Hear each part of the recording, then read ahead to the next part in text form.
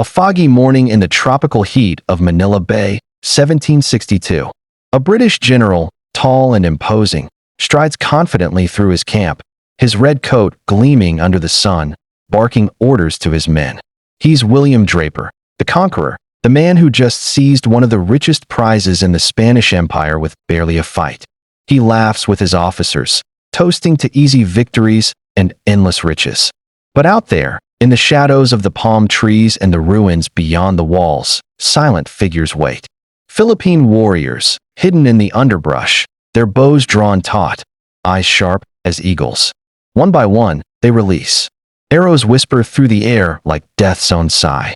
A British sentry crumples, clutching his throat.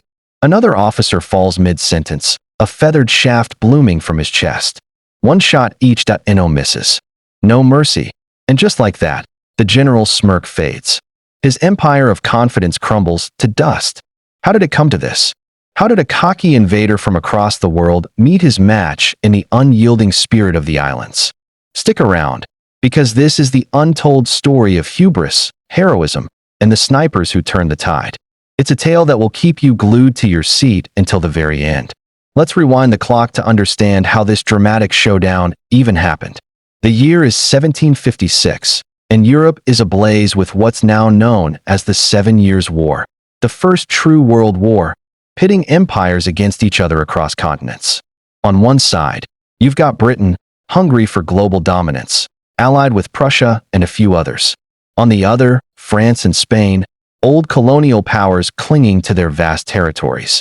Battles rage from the forests of North America to the plains of India, but few could have predicted the flames would lick the shores of the distant Philippines. The Philippines, back then, wasn't the independent nation we know today. It was a crown jewel of the Spanish Empire, known as the Captaincy General of the Philippines, a sprawling archipelago of over 7,000 islands teeming with diverse peoples, Tagalogs, Visayans, Pampangans, and more, all under the iron grip of Spanish colonial rule. Manila, the capital, was a bustling hub of trade, where galleons laden with silver from Mexico crossed paths with silks and spices from China. It was the gateway to Asia, a fortified city of stone walls, churches, and intrigue. But Spain's hold was tenuous. The local Filipinos, while Christianized and integrated into the colonial system, harbored deep resentments from centuries of exploitation, forced labor, and cultural suppression. Enter Britain, the rising naval superpower. By 1762, the war had turned in Britain's favor. They'd captured Quebec from the French, Havana from the Spanish and Cuba, and now their eyes turned eastward. Why the Philippines? Simple: strategy and greed. Manila was a linchpin in Spain's Pacific trade route. Seizing it would disrupt Spanish commerce, enrich British coffers with plunder, and perhaps even open new markets for the British East India Company. But who would lead such a daring expedition? That man was William Draper. Born in 1721 in Bristol, England, Draper was no stranger to adventure. He came from a modest family, but rose through the ranks of the British Army with sheer ambition and tactical brilliance. Educated at Eton and Cambridge, he could have chosen a life of scholarly ease, but the call of empire was too strong. By the 1750s, he was in India, serving with the 79th Regiment of Foot, fighting in the steamy jungles against French forces during the Carnatic Wars. Draper was known for his boldness, some called it cockiness. He was the type of officer who planned meticulously but executed with flair, always one step ahead of his enemies. In 1761, while on sick leave in London, he pitched an audacious idea to the British High Command, a surprise attack on Manila. It's vulnerable, he argued. The Spanish won't expect us.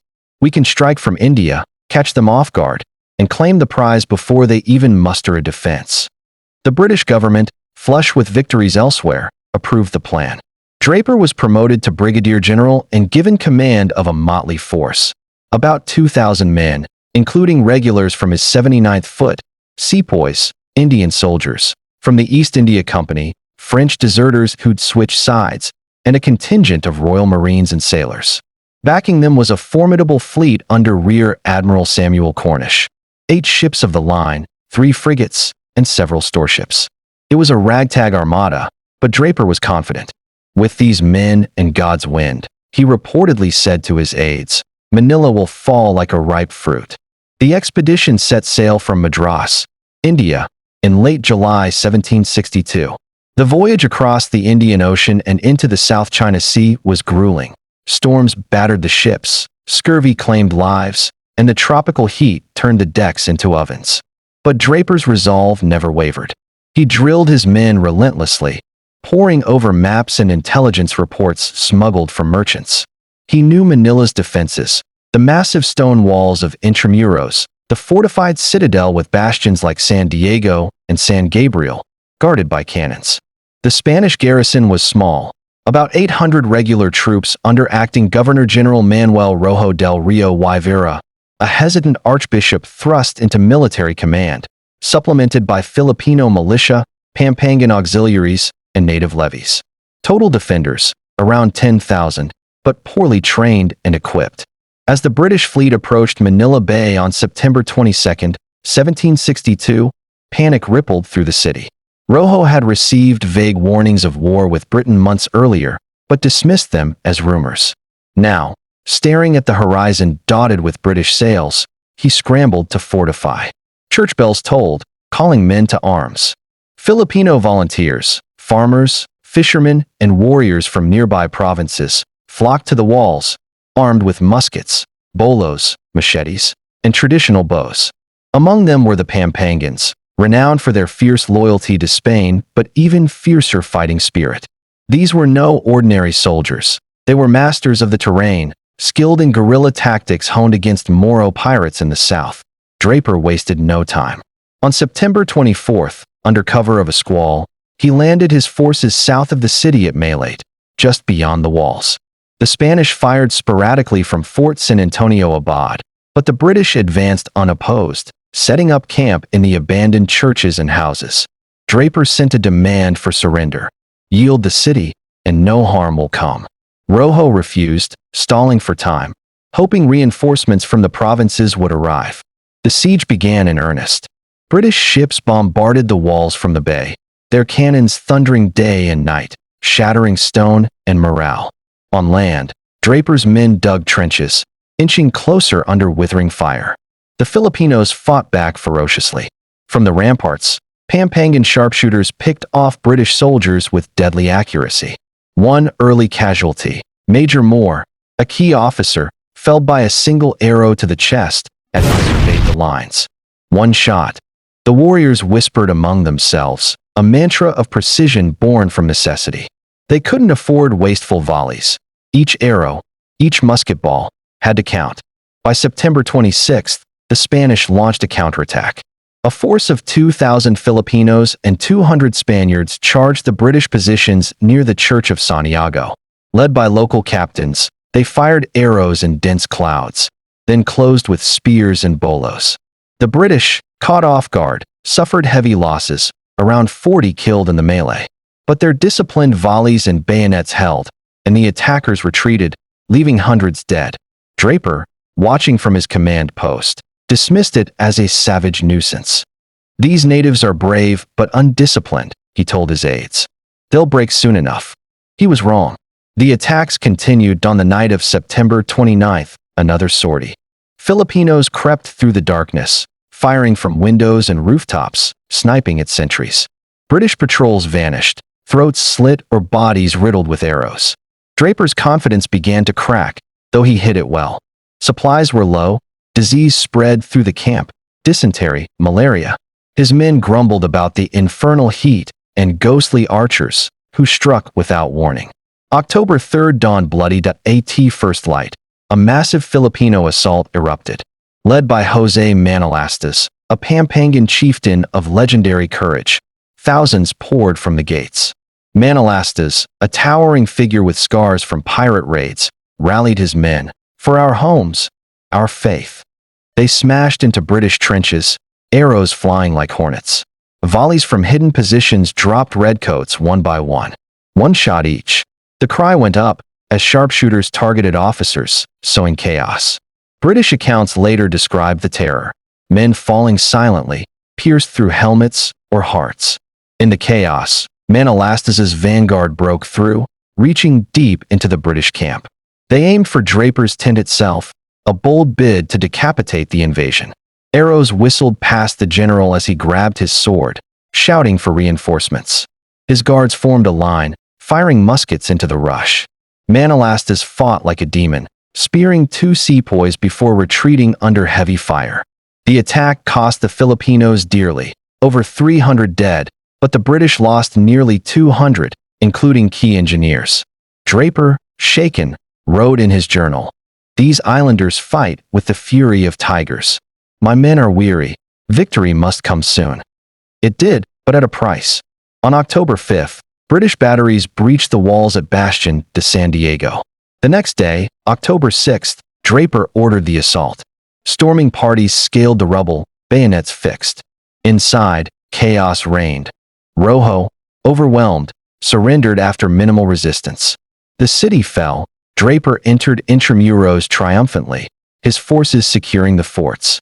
The plunder was immense, millions in silver, goods, and artifacts.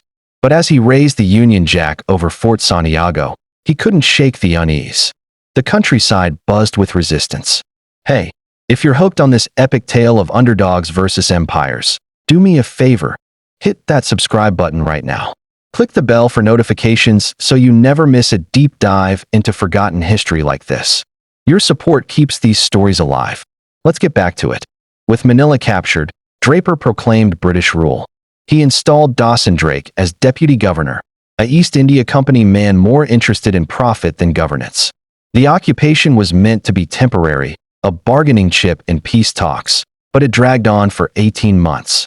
Draper's cockiness peaked here. "The Philippines is ours for the taking," he boasted in letters home. He dreamed of permanent British colonies, allying with local sultans in the south, like those in Sulu. But the Filipinos had other plans. Outside the city, Simon de Anda y Salazar, a Spanish oid dur judge who'd escaped during the siege, declared himself acting governor. From Bacolor in Pampanga, he organized a guerrilla war. Anda was a tenacious leader, rallying Spanish loyalists and Filipino forces. "We fight not just for Spain, but for our islands," he proclaimed, tapping into growing nationalist sentiments. The resistance was swift and savage. Pampangan warriors, under leaders like Manalastas, harried British patrols. They used the landscape, rivers, jungles, mountains, to their advantage. Ambushes became routine. British foraging parties ambushed, supplies burned. But the true terror came from the snipers. These were elite marksmen, often archers from indigenous tribes or musketeers trained in Spanish militias. Hidden in trees or behind walls, they waited for targets. One shot each, a philosophy of economy and lethality. Take the incident at Bagumbayan, now Luneta Park. A British detachment marched out to secure food, confident in their numbers.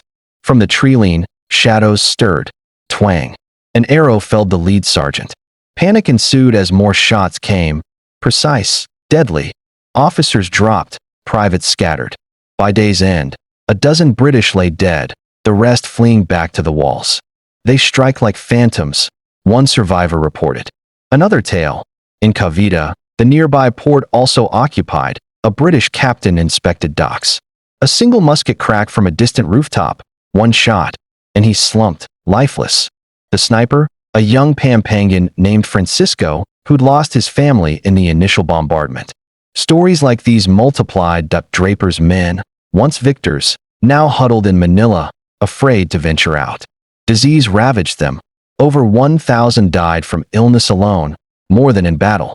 Draper himself grew paranoid that he reinforced patrols, offered bounties for sniper heads, but to no avail. In one bold raid, Manalastas's men infiltrated the outskirts, sniping guards and setting fires. Draper, roused from sleep, rallied defenses, but the damage was done. His letters home shifted tone. "The natives are intractable. This land resists us at every turn." Attempts to expand failed miserably. An expedition to Bulacan was ambushed in the rivers. Boats sunk by hidden marksmen. In Pasig, British troops under Captain Thomas Backhouse, a notorious brute, advanced, only to face withering fire from embankments. Snipers picked off rowers, turning the river red. Backhouse retreated, humiliated. And as forces grew, bolstered by Filipino volunteers from Ilocos to Laguna. Diego Silang in the north rose in revolt, initially allying with the British but soon turning independent. His wife, Gabriella, continued after his death, embodying the fierce resistance. Though not directly snipers, their uprisings diverted British attention. By 1763, the war in Europe ended with the Treaty of Paris. Britain agreed to return Manila, unaware of the full situation. News reached the island slowly. In April 1764, after 18 months, the British evacuated, handing back a battered city. Draper had left earlier. In 1763, his health broken, his confidence shattered. He returned to England a hero on paper, knighted as Sir William, but privately haunted by the dust of defeat, the unrelenting snipers who'd turned his triumph sour. The occupation's legacy, for Britain, a footnote in empire building, a barren conquest, as one historian called it. They gained little lasting foothold, though it highlighted their global reach. For Spain, a wake-up call to fortify defenses. But for the Philippines, it was transformative. The resistance fostered unity among Filipinos, planting seeds of nationalism. Heroes like Manalastas and Anda became legends, symbols of defiance. The snipers, those anonymous warriors with their one-shot precision, embodied the spirit, outgunned but never outfought.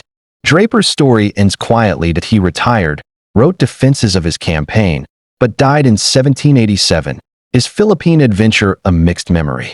Yet, in the islands, the echo remains, a cocky general, humbled by the dust of forgotten heroes. What if the British had held on? Could the Philippines have become a British colony, speaking English earlier, trading tea instead of adobo? It's a tantalizing alternate history. But reality reminds us, empires rise and fall, but the will of the people endures. Thanks for sticking through this epic journey. If you loved it, smash that like button, share with friends, and subscribe for more hidden histories. Until next time, keep questioning the past. It shapes our future. Peace out.